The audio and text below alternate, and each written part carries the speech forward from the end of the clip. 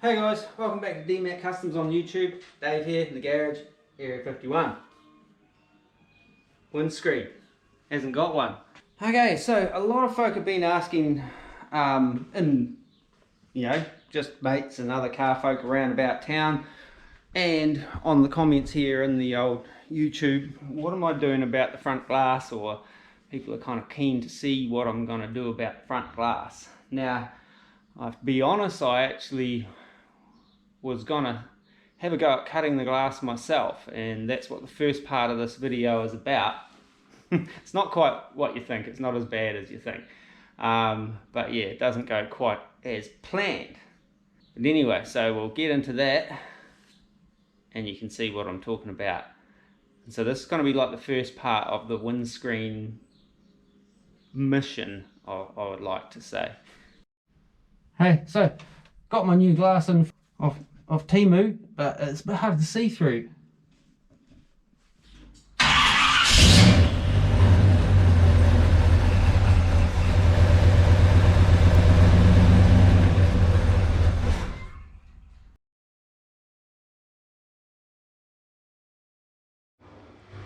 Hey guys, welcome back to DMAC Kustoms on the YouTube. Dave here in the garage, Area 51 with back glass. Check it out.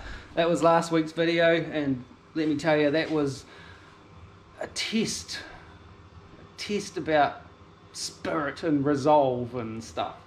Getting that bloody rubber on, but we got it on there. So this week is the week I have decided I'm going to have a crack at cutting the front glass. Since I'm in the glass rhythm again, we're going to have a go at it. Like, I'm going to do a bit of planning and stuff, which I actually started last week, and then I sort of going to put that into this week's video.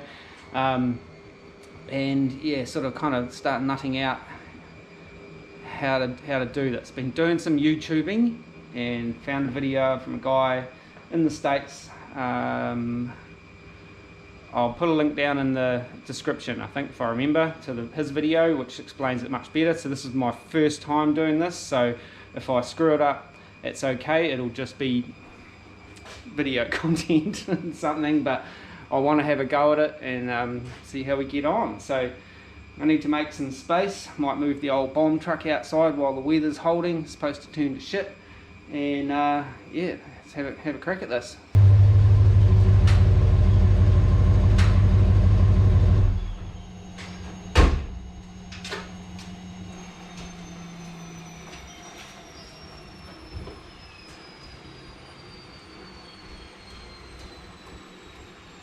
Kind of like prepping up my template, and I added a bit to it. Upon looking at the rubber, this is the rubber, it's already broken. This is how I got it. It's new, but it's come unglued. Looking at the end of it, you can kind of see like this opening here is for the glass on the left hand side here, and that's where the pinch weld goes in there, and that's where the chrome, the stainless, goes into that, which I couldn't really show on the back rubber because I couldn't see the end profile, but that's pretty much how it works. Now, how I've got my template set up is I've got a little bit of overlap to the pinch weld, so I'm thinking I might actually make my template a little smaller again now, looking at where that pinch weld opening and then the glass opening end up sitting. At the moment I've got a little bit of, you know, like an 1/8 of an inch sort of thing on there, whereas now I'm sort of thinking I do maybe need to have it pretty much just like almost the distance between the pinch welds, rather than having too much of an overlap, if that makes sense. So I might just kind of do a bit of a retrim on that. So if that's sitting right on that pinch weld, that's right on the center. So I pretty much just need to take off what I put on the other day. Go back to where I was. And while we're jibber-jabbering, here's my glass. And yeah, she's seen better days. You can see a couple of wiper sweeps across there. What's that? That's a bit of duct tape. And as I've said before, this is a New Zealand 1992 registration sticker. So that tells me that this glass is out of a New Zealand car, and I know the guy I bought the 51 from, he did get some parts and stuff from a 4-door. Like when I got the car, it had a 4-door front bench seat in it, so I had to kind of like move that on because the bench seat doesn't tip down, so I never got the Fleetline bench seat. I wish I did, otherwise I'd be running that. It was supposed to come, but you know, it didn't. One day he might drop it off. He said he was going to. It's been 5 years.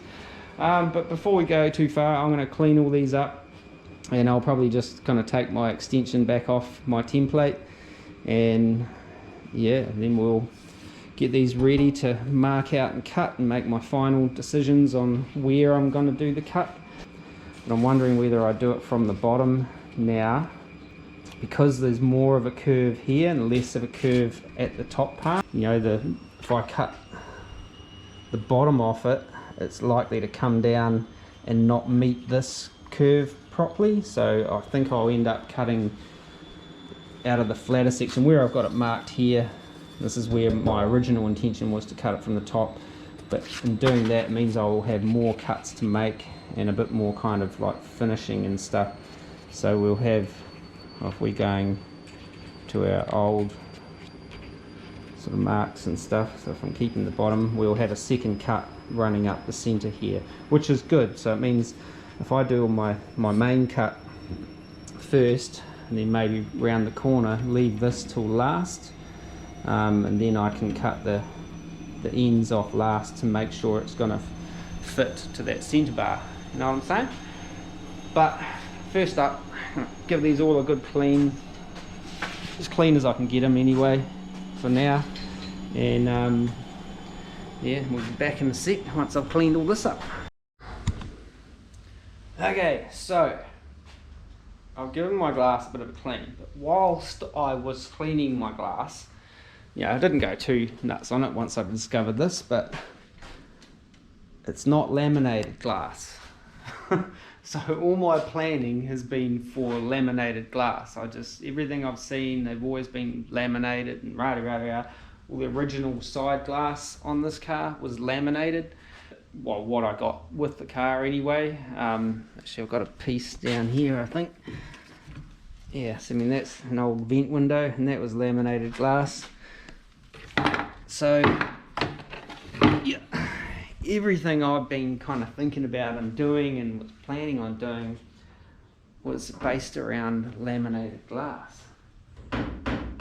And so now I don't know what I've got. I'm wondering, is it tempered? I mean, it's not in great condition. I mean, once I've cleaned it up, I've seen lots more wiper sweeps on both pieces. Kind of quite deep. So, I mean, I don't even know whether I could use these anyway. So I may be kind of in the hole now for like looking for new glass for a 51 Fleetline and then cutting it down. I did wonder whether I kind of have a go at it anyway, just for a laugh.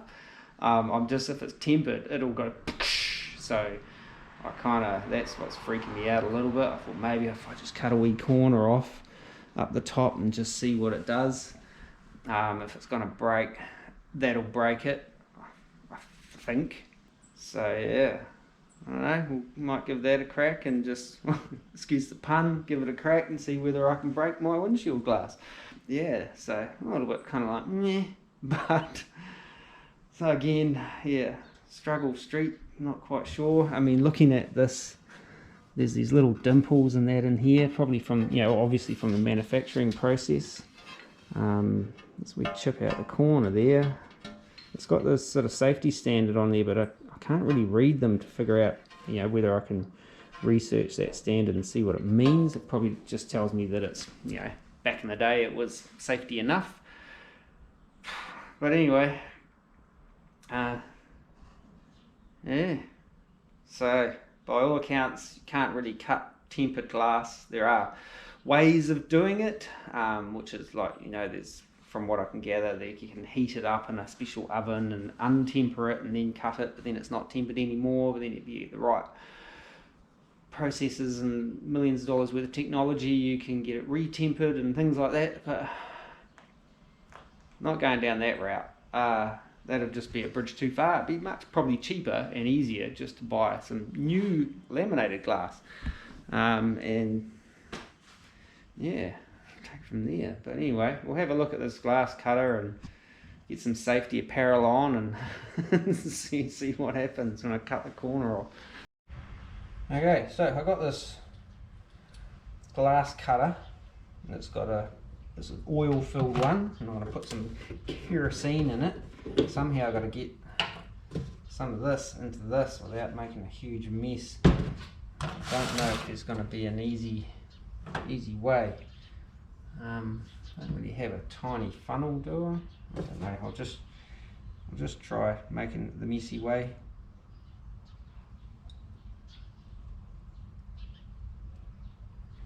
Okay. Oh, and it's all just going to pour out. Sweet. So that's good. Since it's all just pouring out, I might as well not do that. Dumb. Pretty sure it's not supposed to pour out quite that quick. Stupid. Might be just one of those dip and things. Now I've got a rag covered in Kero. It's going to stick my garage out. Right, safety gears. I'll cut that corner there off. Let's see what happens now. I've got Kero all over my hands.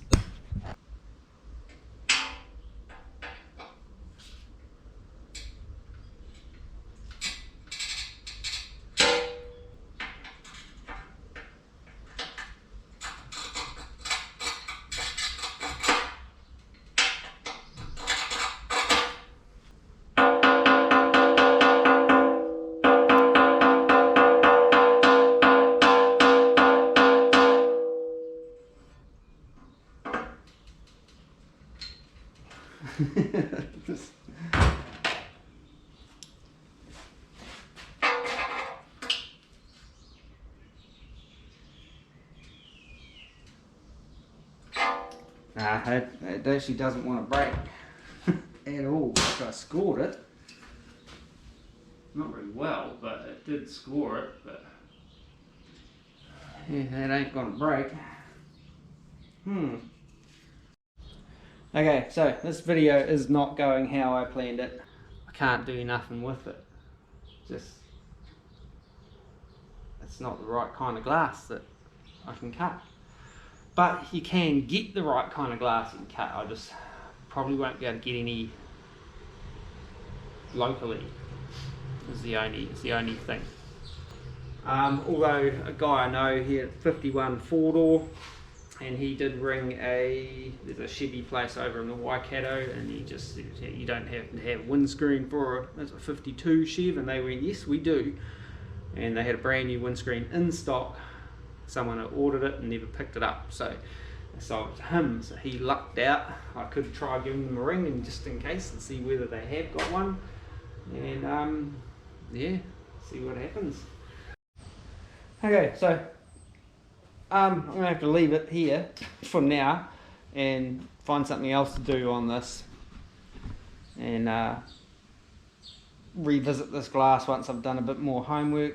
And I just tried using a different kind of scoring thing for 6 to 12 mil, and it scores it nicely, but it doesn't cut it, so it won't snap. So I'm picking that this is some kind of tempered or non kind of cuttable. It's a molded sort of glass, so I'm gonna have to sort of hunt around, save up some pennies, use all my YouTube cents, and hopefully track down some glass locally. If not, it'll be even more pennies for shipping and stuff. I mean, it's not that crazy expensive. You can get these 2-piece windshields, I think, for like a couple of $100 US, but at the moment the exchange rate is terrible, so that's like instantly $400, and then shipping, if I can get someone to ship to New Zealand, is going to be like double that again. So we're looking sort of, you know, probably $800 at least, and then I'll get charged GST. So we're probably close to $1,000 to get those 2 pieces of glass in to me here in New Zealand. So that's the kind of problem we face being so kind of far away. If I was in the US or Canada, or probably not so much Canada, they have the similar kind of troubles as us actually, even though they're right next door to the US of A, it would be, you know, a kind of relatively cheap exercise to just get new glass. But ultimately it will be better with new glass, because that stuff I've got is kind of pretty rank, even though I can't use it. It's a moot point now. So anyway, we'll leave this video here and I'll do something else. So we're at the part of the video now where I guess I've discovered I can't cut the glass because it's tempered glass and it will just shatter. So I kind of give up and start weighing up my options about buying new glass or things like that. And then I remembered this fella reached out to me a couple, 3 years ago via Facebook, I think, I can't remember now, and said that he does custom glass and whatnot, and he was relatively local, probably about an hour's drive in that direction towards the DeWalt stuff. And I was like, yeah, all good, I kind of got it covered, but yeah, I'll keep you in mind. That's what I was thinking at the time. So anyway, fast forward till another couple of months back when I couldn't cut my glass. I ended up sort of tracking this fella down for roundabout ways and that, and giving him a call and having a yarn to him, and he was talking about making making custom glass, like coming in and spending 3 days making bucks up and stuff, and then sending them off overseas and getting the glass made and all that kind of stuff. Or option 2 with him would have been like getting some factory glass and cutting it down, or he was talking about grinding it down. So I'm not quite sure what his process was, but he kind of came and visited, had a look, did a, you know, weighed up the options and said he would kind of head away and come back to me in a few days with some pricing and stuff like that. Never heard from him again. So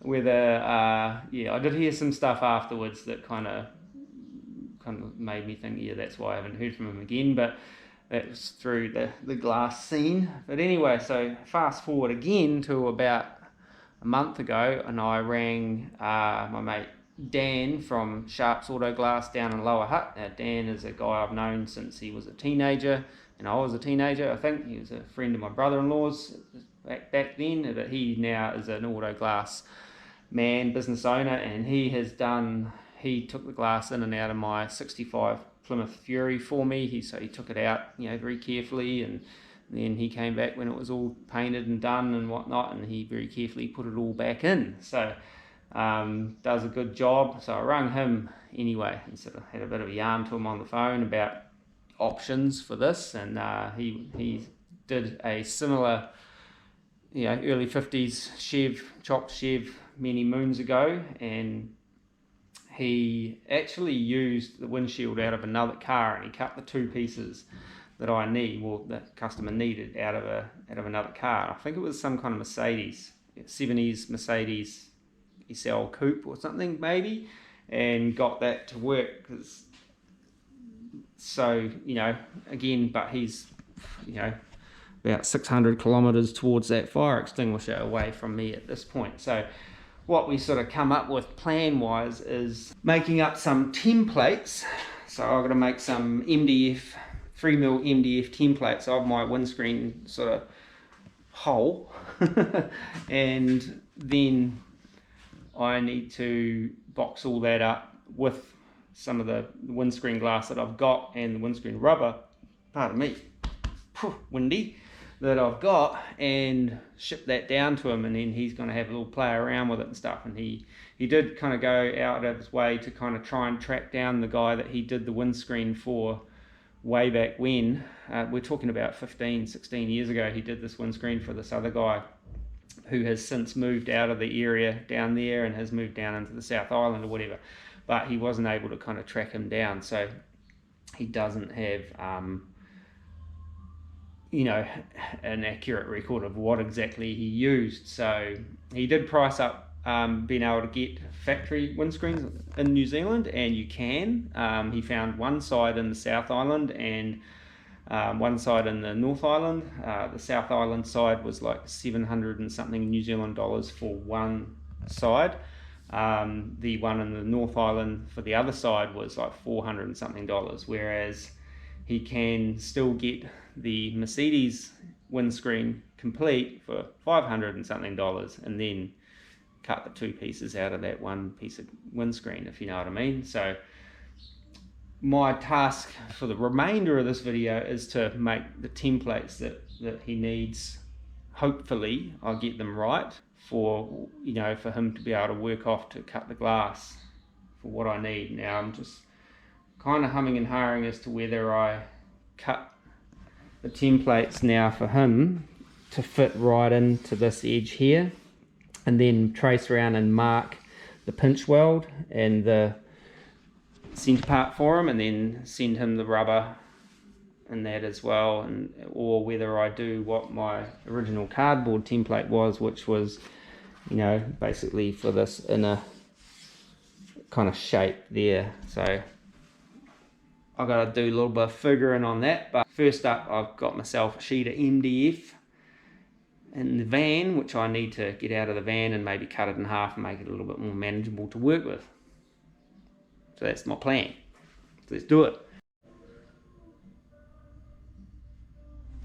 So you might notice that the old Area 51 is up off the ground again, like the end of the last video. It has actually been up off the ground for a whole week. It hasn't sunk. Once I figured out if I can hear that little faint, and then I give the old valve block a little burst and whatnot and get it to kind of seal properly, it holds air and stays up. So yeah, if I can hear that faint hiss, I'll just give it a little sort of burst, and that kind of makes it sort of lock in and it'll stay up. And yeah, I imagine I probably can't hear the hiss if the thing's running or not, but if I, you know, when I park it up and I don't want it to sort of sink overnight, then as long as I can have a little, get the wing nut out and go, stays up. So yeah, pretty happy with that. Yeah, so anyway, let's carry on and get into this.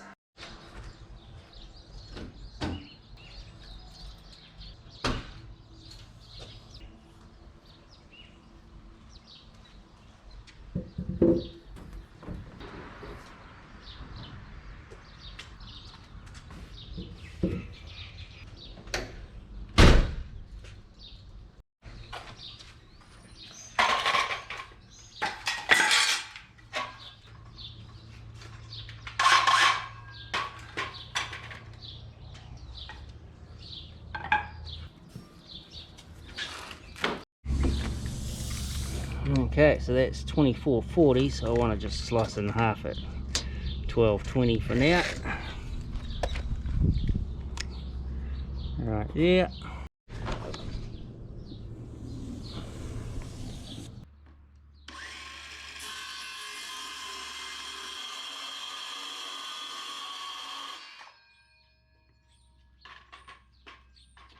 Okay, so just got the rubber out, so that's the end of the rubber, because this has kind of like come apart, but it's good to actually show you sort of how it works. And if you can see, like this channel here, that's where the trim, chrome stainless trim goes into, and this one here is where the glass goes into, and so that one up the top there is where the pinch weld goes into. So if you kind of, it's hard to kind of hold it so it doesn't get all distorted, but if you look on the ends, I'll try and hold the camera with my knees.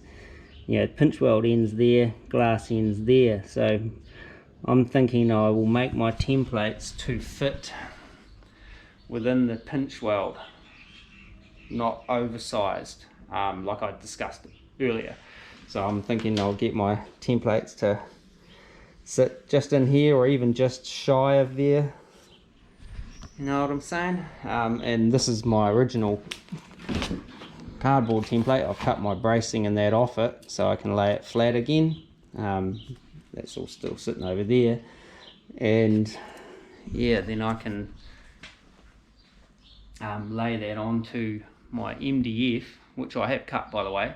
I only needed kind of half a sheet, and they didn't do half sheets at 3mm. They did of all the other sizes, but whole sheet was only $17, and I can use the rest of it for templating, hopefully, the interior door cards and stuff like that. And you'll probably notice the other sheet of hardboard that I had there. That's hopefully going to be for the door cards and things like that. You know, it's like a tempered hardboard, more water resistant than MDF, but still it's kind of more like the factory sort of stuff that will kind of, if it gets wet for periods of time, it will kind of like fritz out on you, but not like MDF does. MDF just turns to mush, literally mush. Even if you paint it and stuff, any moisture gets in there, it's crap. It's cheap composite board. But anyway, that's what I'm going to use to make my templates, because it's cheap composite board. And so I guess next on the thing is actually to kind of maybe trace that out and kind of cut one out, and then just start refining it, I guess, to fit where it needs to fit. Wondering whether I should grab all the windscreen glass that I've got, that way I can kind of lay that out and kind of lay the templates over the top, which would, or that doesn't really matter. Yeah, I'll just start at it. Yeah. What do I gonna need? A jigsaw maybe? Can I cut it? No, yeah.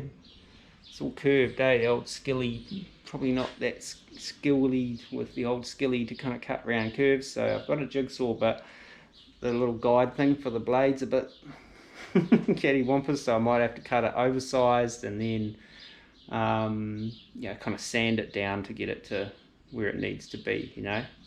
Let's do it. Sawhorses or something maybe. Okay, so got my MDF down here on the floor, because you know, you can see my coolant leak from under there. Oh, news, got a coolant leak. Don't know why. New water pump. Yeah, do you think I should re-torque it? Because it shouldn't be leaking from any of the important stuff. It's brand new, and it's had probably less than an hour's run time in total. But yeah, I just noticed the other day, once this was sitting up in the air, you see right about there-ish, there's a little wet spot.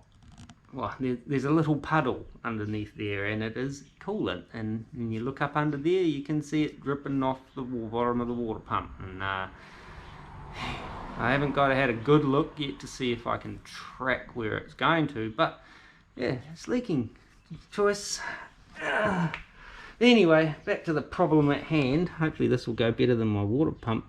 I'm just going to like trace these out. I might just do sort of one at a time and just take my time with it.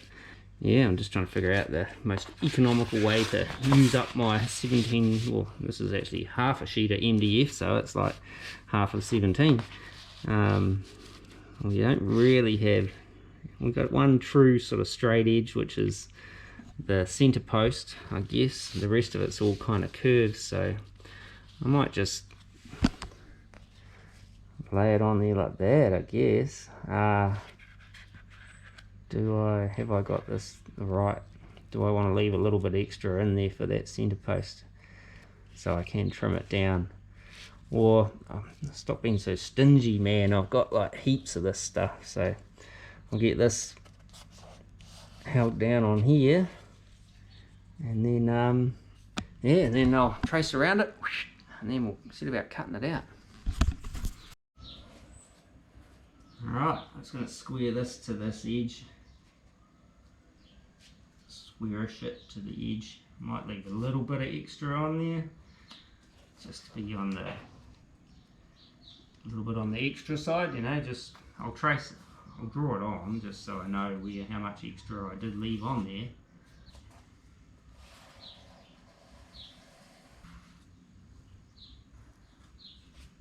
So that'll be my right outside.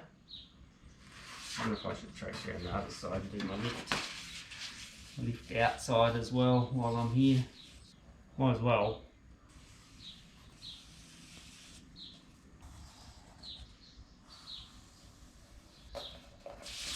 Okay. Top. Is that right? That way. Top. I couldn't find the camera for a minute there. I was like looking over there. Okay, so might just kind of rough cut them out with the old skilly, get them off the big sheet, and then I can start tuning them in.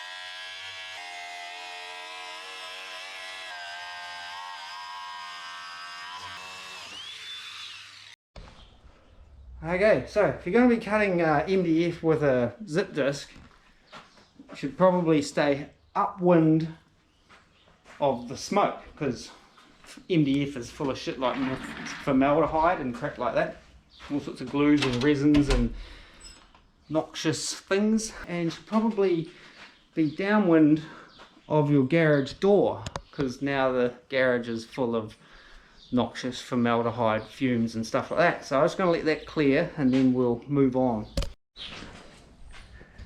Okay, so it fits mint. That's kind of how I want my glass to look. I want that kind of peak at the front, so like I'm going to have the left side come and peak like that. Not really, but watch. Donk. So I've kind of wedged it in there just to kind of give me an idea, and sort of like laying it in. I can kind of see, obviously way out at the top, we're kind of not far from where we want to be at the bottom there. So, and also this gives me much better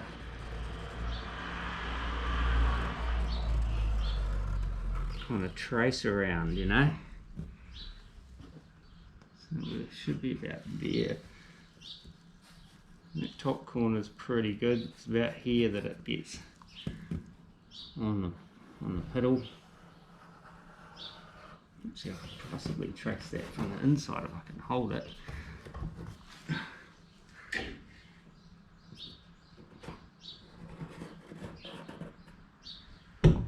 No. Okay, so we'll start with cleaning those out. And then maybe we'll trim that down through there. Okay, so I'm going to try, this is MDF, you can carve it with a knife, so I'm actually just going to try see if I can kind of cut it with a knife, kind of accurately-ish. It might take a couple passes, but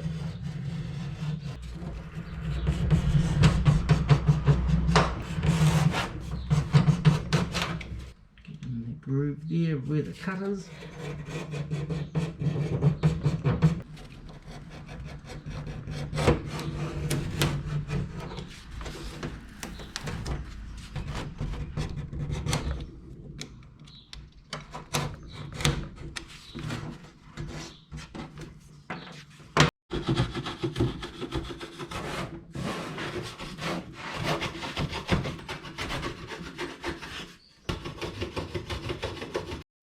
Okay, key tip is use like a little cheap like hand plane with a rusty blade, just to make life a little bit easier on the cleanup. Yeah, next up I'm going to do a little bit of sanding just to sort of smooth a couple of areas out, and then we'll go and have another little look.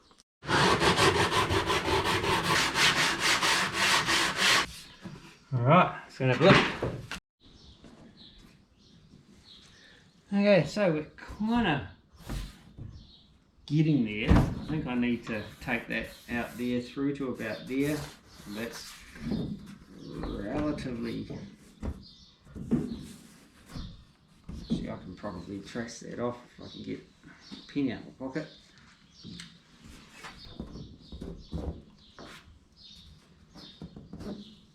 Okay. There. Take that off. There we go. My pin go. Okay, so I just dropped my pen on the floor. It's probably under the truck. Well, I dropped half the pen. I got the lid in my hand. But yeah, so I'll trim that back, that top edge back, and we must be getting pretty close to where it should be. The trickiest part is the curve, like trying to get it to sort of stay in its curve. You're trying to hold it with two hands and have a look and things like that, especially when you're trying to cut it so it lands inside that pinch weld. That'd be the phone. Okay, found my pen. Anyway, that was just one of those inquiries about a tattoo. How much for the tattoo? How much for this? How much for that? It's like, you try to tell people we can't kind of give a price until we know what we're doing, but it's just medium. It's like, there's no medium. It's like, come on, it's you a bit thick, you know, pH thick. But anyway, they're gonna email some stuff through, and you know, they urgently want to have a price. So hopefully they send it to one of my co-workers' email addresses. You watching this, Budgel? Okay, so I'll trim that back, the old knife. That seemed to work quite good, and then we'll yeah, go and have a look. I wonder if I could kind of put a curve into this with some water or steam and weights or something like that. Try it. Alright, so we're pretty good like around here. The tricky part is, you know, the tricky part as usual is what's happening in these corners, and then how does that, once I kind of curve it, how does that, you know, affect the other bits. Pretty good. I wonder if I can put a curve into these. Give me a better idea. Okay, so as I think this side, the right side is pretty close, I'm going to try it in the left side and see how it fits. In theory, it should be the same, but in practice, it might not be. So that's squiz. So we're going like that. Yeah, up and down's a little bit tighter. Not by much.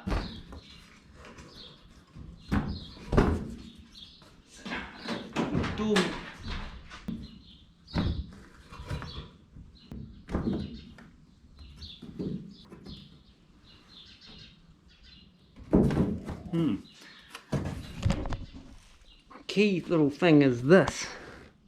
That little pinch weld there sticks out further from that bit of sheet metal up underneath my faces than on this side. That doesn't have any little sticky out bits. Probably should have ground that, evened that up, you know, back in the day when I just was doing cutting and grinding and stuff, but I didn't even really think of that. It could become a problem with the rubber, not so much my glass size, when we come to, you know, install that. If that's got a little bit more kind of hang up than the other side, it could make it tricky to get the rubber to sit down in there proper, like, you know. So I'm pretty confident that I can match the templates left to right. I think they should be pretty much the same, so I'll trace off my right side onto my left side template, and I'll make the adjustments in that, and then we'll check it again. I do want to see if there is a way to form this, you know, like maybe use the original glass as some way of, you know, getting a wallpaper steamer on it or something and getting some steam into it, and then weight it down overnight and let it see if it kind of holds the curve. I don't know whether it will or not, but don't want to get the MDF too mushy, because then it's just goes like soggy cardboard. That would be kind of cool if I could get it to hold that shape from the inside of the glass, I'm thinking. As for why, if I try to form it off the inside of the glass and then it relaxes a little bit, it'll go more to what the outside of the glass form shape is. Know what I'm saying? Yeah? Okay, so just been tuning up the left hand side, and she's pretty good now to go. So I've got both of them kind of where I want them for the bulk of it. The only thing I haven't really dialed in is the center bar. Like what I'm gonna try and do is actually put some of the curve into the MDF with a bit of steam and heat and stuff, and just see if I can kind of get some of the curve and get it to kind of stay in my templates a bit before I kind of do the final trim on that straight edge that goes up the center. There is a bit of a thing with that. This is the center bar part of the rubber, and that kind of overhangs that, and I've just been kind of like looking at, you know, how much glass goes in past. So I think the glass actually does sit, I think possibly talked about this earlier in the old part of this video, glass will kind of sit in about there, allowing for those bolts or whatever to go through. So that's what I'm thinking. Oh, there's my things. But as for how I'm going to put some heat and steam into this, I've been doing some pondering, and come into my little orifice here, come into my the little back room, go in there, and I'll show you what I mean. You gotta be careful what you say on the interweb. So we want left out, which is over there, and right out, which is there. See, like I was showing you before, like if you just got that sitting there, they just want to go like that and want to be dead straight, but I want them to kind of get squished down in there. So I'm thinking of using my Wagner wallpaper steamer and see if I can put some heat and steam into this and then weight these things down. I don't know if it'll work. I don't want to kind of like soak the MDF and get it, like I said, all mushy and bleh, you know. So this will be a total experiment. I could end up screwing up my templates that I've just spent oh so long templating, and yeah, it might not work. But I'm trying to decide whether to try and like shrink the back side or stretch the outside. I'm leaning towards stretch the outside, so like put some heat and steam onto the outside and then put the weights and that on and just see if I can get it to work. So I'll get the old Wagner wallpaper steamer down and fire that up, get that percolating, and yeah, see what we can do. Okay, so this is essentially this is just like an electric jug with a hose that attaches into it with a thing on the end. There's a couple of other bits that make that wider, and it just boils in there and pushes steam up through the hose, and yeah, so but that's all it is. But I'll show you in a minute. I just got to chuck some water in here and get that kind of boiling.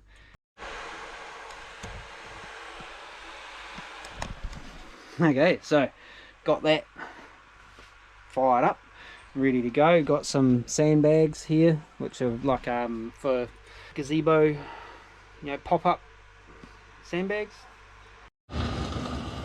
Okay, so steaming away. Let's do this.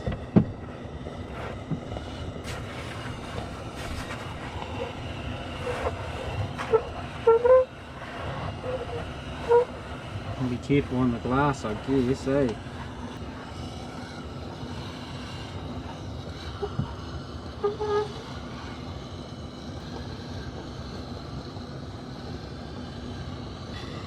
was actually putting a little bit of a natural curve into it just with the steam. It's starting to fuzzy up the MDF though, so I think we'll try weighting it down soon and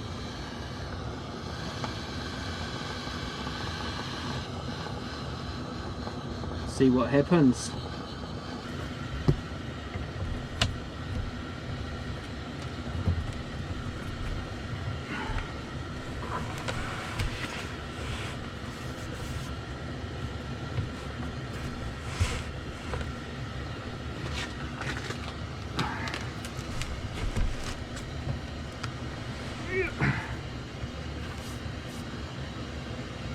Okay, so that's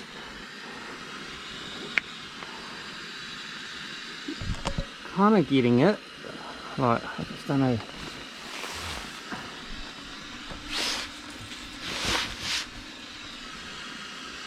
It's this bottom curve here is the most kind of pronounced curve. It evens out, it smooths out a lot more up the top end, but I'll do the other one and see how it all goes.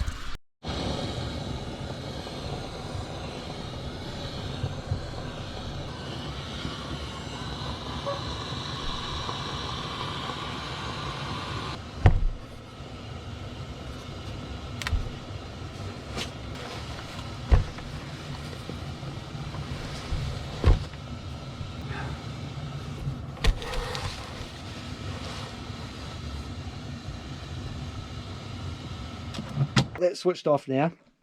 Ended up being like a little bit of a sauna in here, but in this room,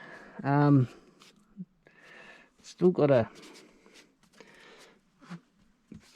kind of wants to be a little kind of flatter than I would like it to be, but we'll see how they kind of like cool down and dry off and stuff, and see whether they actually do hold any kind of curve in there once they've kind of cooled down. And I don't know if they dry off whether they'll change or not, but you know, doesn't hurt to try these things. It might work, you know.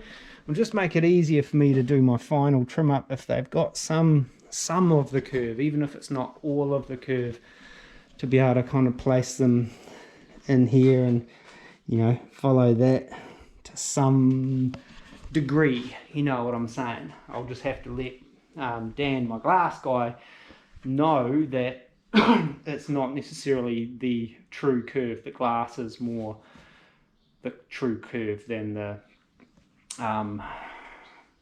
templates. The templates are more for the circumference around the outside. You get what I'm saying? Picking up what I'm putting down, know what I mean?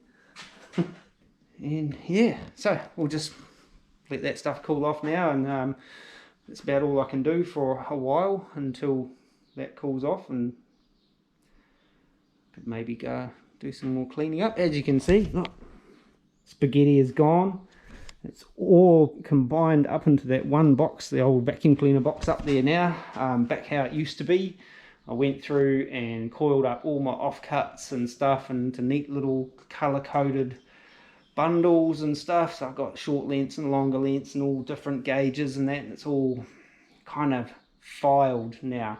And then I went through and all my terminals and spade terminals and eyelets and all that kind of crap and put them all in one place, and found all sorts of other little kits and pins and clips and fucking crap like that was just in those boxes, and kind of compiled it into sort of one more sort of relatively organized vacuum cleaner box. And so that's all my auto electrical, and it's got some like domestic electrical stuff, plugs and a little bit of cable and that in there as well. But yeah, so it just doesn't sweep that up, but you know, we tidied up a little bit. Haven't quite got into there yet, which is something that I could potentially be getting onto while I'm waiting for those to cool down and dry off and things like that. Okay, just on a side note about the old Wagner wallpaper, fucking wallpaper stripper thingamy-bob. These are actually, they are worth every penny. Like if you've got an old house and it's got like 6 layers of wallpaper, even 1 layer of wallpaper you use one of these little pounce wheelie type things, and you just score it all, you know, just, and then you just use the steamer. It's got extensions too, so you can put, you know, wider. I think it goes out to about 500mm wide, and you just slow steam it, and then we've actually always used a fish slice, like a frying pan thing, a thin chrome thing we've had up in the kitchen for years, but we've stripped a ton of wallpaper with it over the years. Found that the best because it's so flexible rather than a hard scraper. It doesn't gouge into your plasterboard or fibrous plaster or whatever's underneath your wallpaper. But so, side note, if you're stripping wallpaper, these things are awesome. Okay, so it's the next day, and time to pull these weight bags off and see what's happened with my experiment. So, sand's come out of that one. These are full of sand, by the way.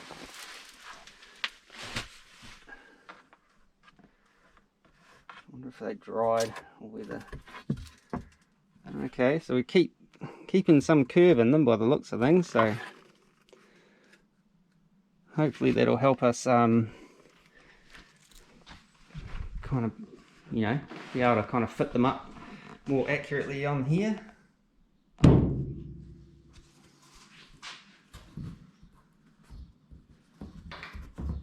Oh yeah, it's not perfect, but it's kind of way easier to kind of see where we're at.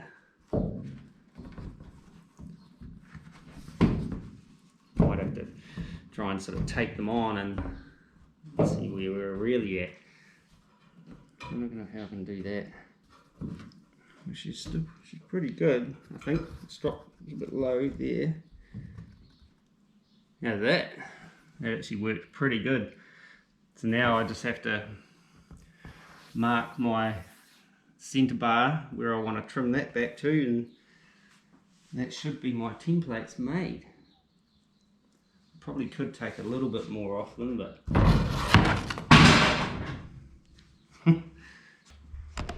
choice. Well, I think on the whole that should work. I'll have to check the other side and see how that's landed, but kind of did work to a degree. So the old wallpaper steamer definitely helped kind of put some moisture, but not too much moisture into that, and some heat to kind of soften those glues up that hold all that crappy MDF together and enable me to get that bit of curve in there. I don't know, you could still do it if you didn't have the original glass. You could probably take a bit more toing and froing, where you know, put props underneath and weights, and then let it dry off, and then kind of test and maybe more props underneath to kind of get that curve in it, you know. But on the whole, I think that's going to work. So I'll get the other ones out and all sorted out, and put the old weight bags away, and then we'll see if we can kind of do the final fit up on these things.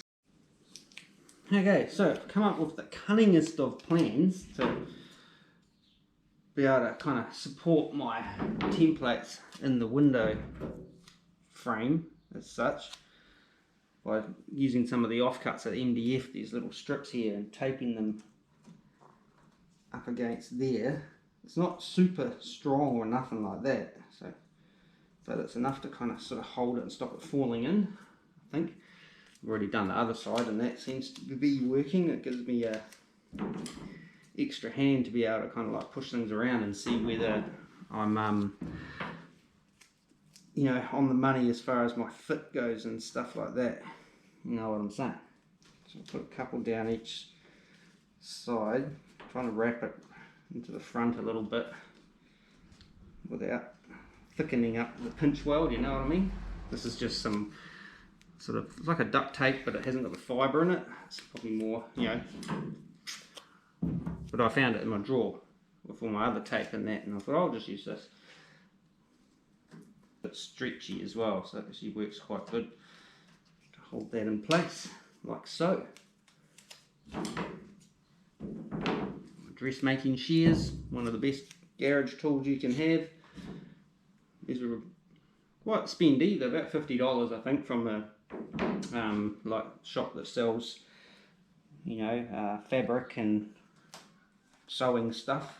I use them for all sorts of shit that a dressmaker would probably have a heart attack if they see me using these scissors for the things I cut with them. I know my mum used to tell me off for using her dressmaking scissors when I was a kid.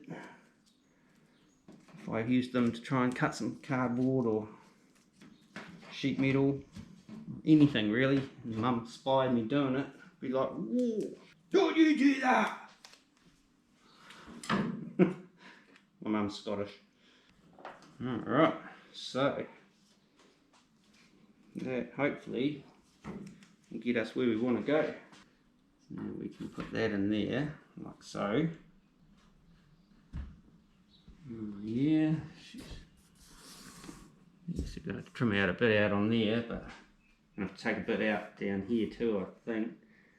But on the whole, up and down wise, it's pretty good. I wanted to have a little bit of extra in there. We're getting a bit tight down this end, so where I've got that pen line already, I may take that out, or yeah, I may bring that back from about there. My drawing stick, so we'll go from about there, on that line. You can take a bit out of down the sides here as well. Good at the bottom there, so we want to go through to about there, or just like that. Before we trim up the centre, I'll do those and then we'll come back and work out our, you can see there it's sort of off, but I want to work out this side as well. This one's going to need a little bit of trimmage. Where are we seeing? A little bit tall. I'll take out about there. Take it out there. Pretty good on the side. We just need a bit out of this corner. Probably take that out of there. Probably take it a little bit off. Just a little shave off the top of that one. Just getting close. So I'll go and give those a bit of a tune up. I'll just use the old tried and true method of the Stanley knife or the craft knife, whatever you want to call it, and sandpaper. So I won't bother filming that, but we'll come back in once we've kind of got those curves and top and bottoms a bit more kind of dialed in. Doesn't really look it on camera, but they are pretty dialed into where they need to be. I'll try and sort of show you. Like if I push this kind of corner back down and kind of lift that, try and center it, we're kind of getting into, you know, a little bit of clearance all the way around, you know, a couple of millimeters here and there. So from there I'll be able to mark my center post final trim, and then they should be pretty much done. They're both at that, even though this right hand side one doesn't really look that great at the moment. It's just kind of like falling in a little bit. They are pretty close. I think they might be straightening out a little bit as they're kind of, I've got them out of those, you know, out from being underweight. So once I've kind of done my final trim, I'll repack them up against the glass. I think just to, yeah, try and keep that shape in them a bit. Not that it will matter too much for when they go down to the glass man down in Lower Hutt, but you know, just to try and give them the best idea of what I'm doing. What I'll do is I'll tape them all in there, not full on, but I'll get a little bit of sticky tape in there just to hold everything in place, and I'm going to take some photos that I can send down to him as well and show him how they fit within the pinch weld. So if he needs to remove some or add some to the templates, you know, he can, you know, like he knows what my fitment's like at this end. You know what I'm saying? So I'm going to do my final markup for my trim, my center post, and then I'll tape them in. I'm just going to run a little pen line down top and bottom where I want that trim to be. So I want it to kind of run within that. That's from what I can figure how that that rubber is designed to work with this, if you know what I mean, the centre bar rubber. So if I go, and I've also put marks over here, fellas, also put marks here and a registration mark, for my left to right. So I'm going back into the same spot each time I'm pulling this in and out, approximately anyway. So that should be us pretty good there, that way. So now I'll just center that, hold.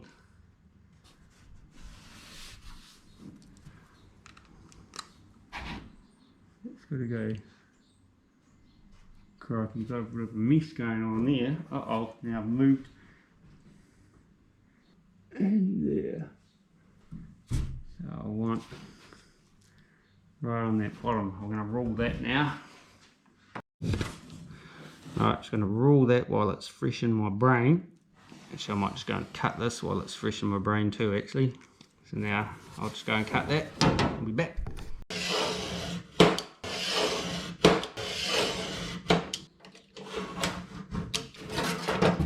And that should be that one done. This one, oops. That there, and to there. And go and cut that.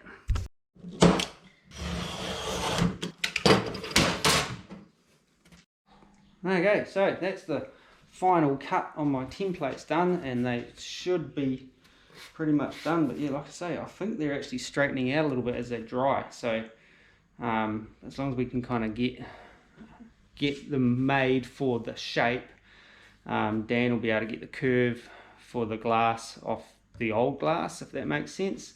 This is more for the shape, and he can do his glass man wizardry on how it goes about. Hopefully it's a difficult man, because like I don't know how old it is, 400 to 600 kilometers away from here to Wellington, I don't know, but it's a ways away, and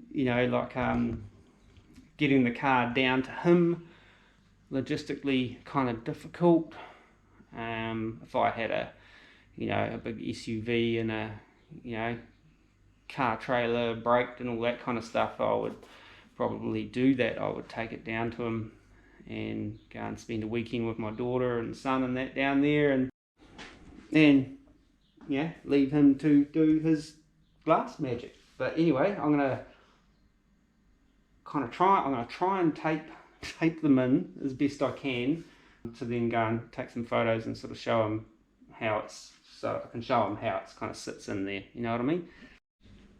Okay, so that's it, kind of taped in there. I kind of got it taped in there and run around and quickly take some photos, because the tape's like kept popping off. I didn't want to use anything too grunty tape wise, because I didn't want to kind of tear up my paint or my templates, like pulling it back off again.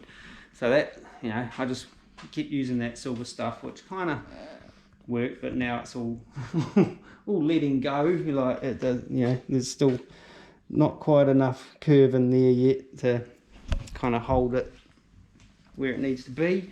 I could make up trusses, similar to what I did on my first cardboard template, to kind of hold the shape, but I don't think that's fully necessary. I'd rather not. But that could be done. That would be like making more of a buck type of thing, but I don't know whether that would be the right move for me to do that part, if you know what I mean. If I was to be buying in the glass and having a crack at cutting it myself, I know what I would try and do off those templates and where I would position it on the glass. But my man Dan, he feels that when you cut down the original glass on these, they pull at the top there. He said they come to a point. It's weird, but it must just be the way the glass is curved.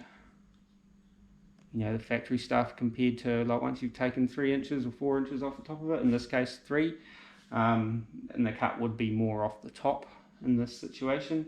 So that's my glass templates kind of done. All that's left to do is pull them back out, box it all up, wrap up the glass and whatnot. I might send him all of the glass actually, just so he's got both sides. Take it from there and see what he comes back with, whether he feels he can do it or not. Hopefully he can. He's pretty clever. If you see this Dan, calling you out, you're clever Dan. So he should hopefully be able to do it. He's the man I heard, didn't witness it, but I heard that he cut down a Tri-5 windscreen successfully after 3 others had failed, or 2 others had failed, and he did it. So, and they've got that wrap around and stuff, so they're kind of pretty tricky, I imagine. I don't know how many attempts it took, but apparently he got it done. But yeah, so right, I'll pull those back out again now, and it should be good.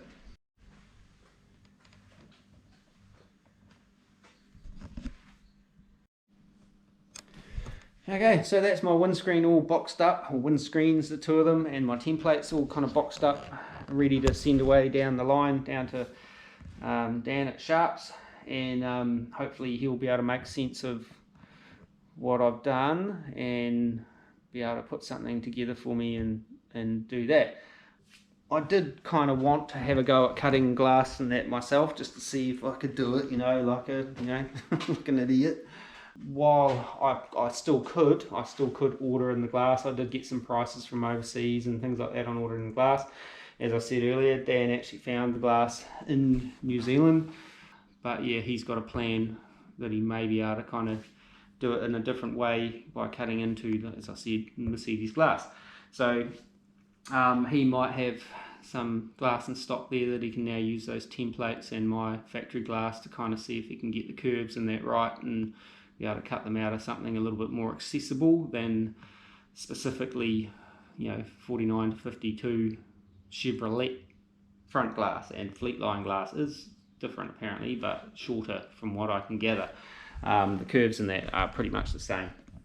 Yeah, so that's kind of my plan. I sort of thought, since I've reached out to Dan and asked his advice and used his contacts and that to see whether glass can be procured and things like that, I feel the right thing to do is to give him the job to do it, as a guy I've known for a long time, and I don't want to be that guy that just goes and gets free information off someone in their business, if you know what I mean. So I kind of would rather use the kind of commerce money go around and use someone I know's business to do this job for me, and then in the kind of money go around, he might talk to some people and say, yeah, go and see Dave about doing whatever, stand-up comedy or that for your show or whatever. not really.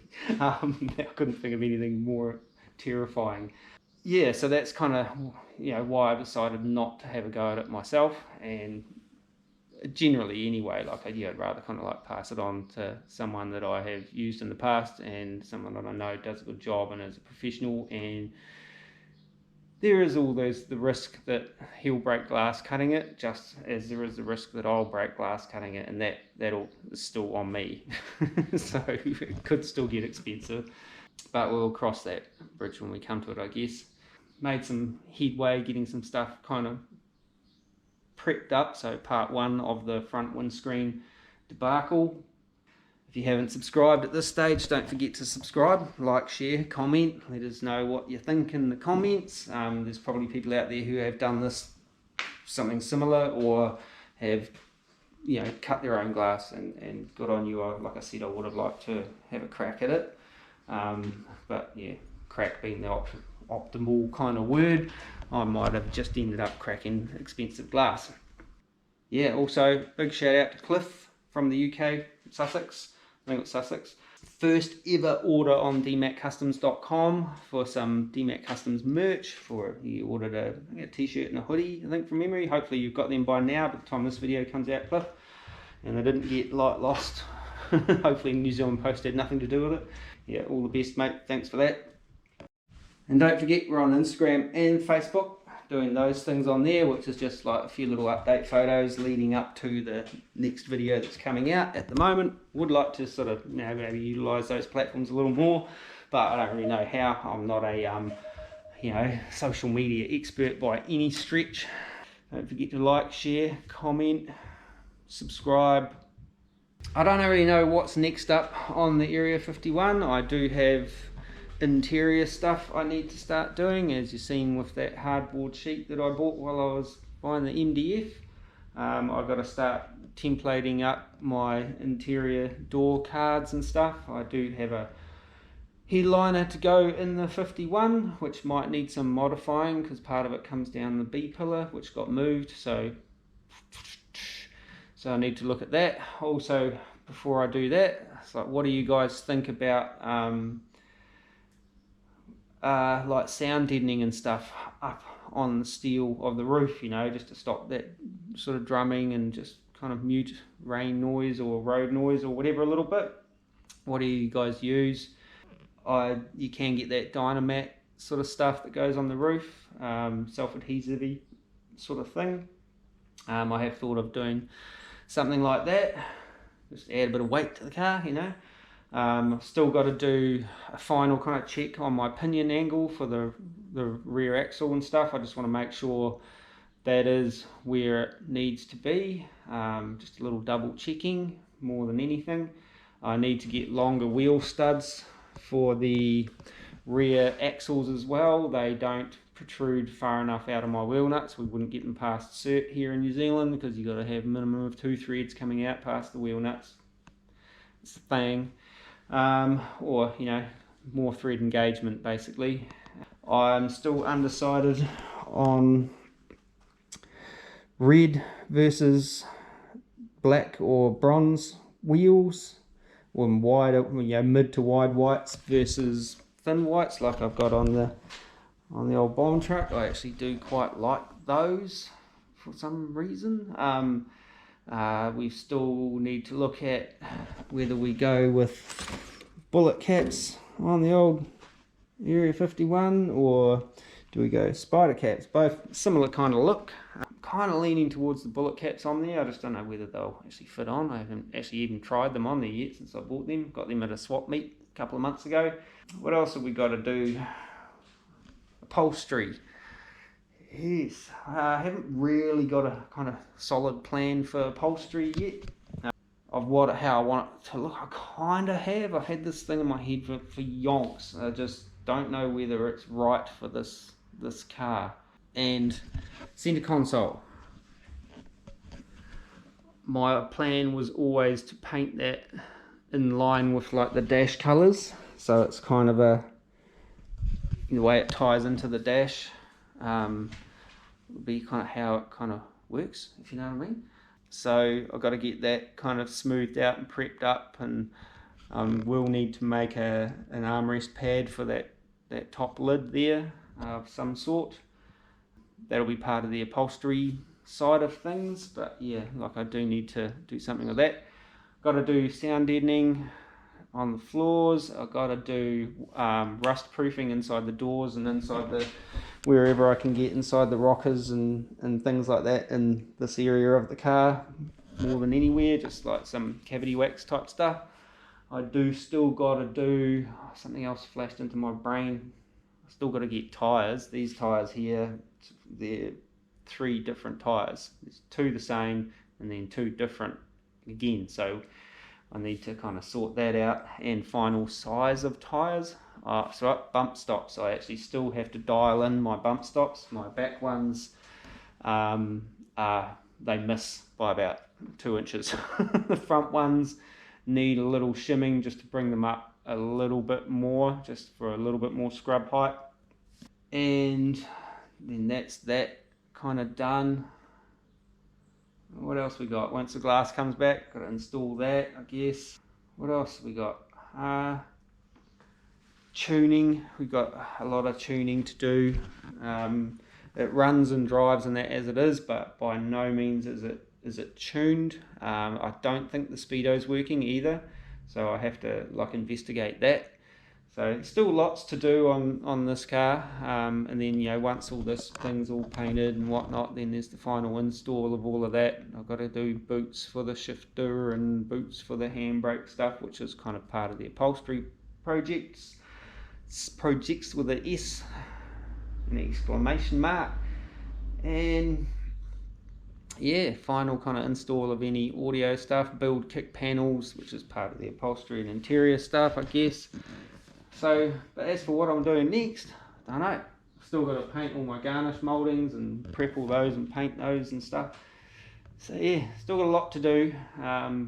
Basically getting kind of a day a week if I'm lucky on it at the moment, although the things have kind of settled down. The shift of the studio, that is done. As you've probably seen by the signs on the last few videos, they were all part of it. There's a couple other signs that have been done, but I haven't bothered filming those. My sign painting videos don't track very well on the old YouTube. You know why, but they don't. And then there's other little things like, do I tint the glass? And, you know, side glass, I kind of would like to have some kind of tint on the glass. I should have got tinted glass made. The rear glass is still kind of murky, so I'm wondering whether I need to revisit trying to polish that. I actually think I've kind of cooked it when I tried to polish that scratches out of that glass. I think I've made it definitely made it hazy-ish, but definitely it looks a bit kind of ripply. It's kind of, I don't know if you can see it through there. No, not really, but I noticed it yesterday. It doesn't look as kind of slick as it should be. Can get rear glass for this, again out of the US. I think it's about 500 US, so, you know, the time it's landed here, I'm probably looking $1,200-$1,500, which if I have to do, I have to do, but I don't really want to at this juncture, but it might be the case. And yeah, a couple of other little electrical things to kind of button up, and yeah, but yeah, that's where we're going to leave this one. Bit of a ramble at the end, but yeah, that's just kind of wanted to kind of get some stuff out there and to the ether. Just I need to write down a list of stuff I need to work through. And yeah, till next time, take it easy and peace.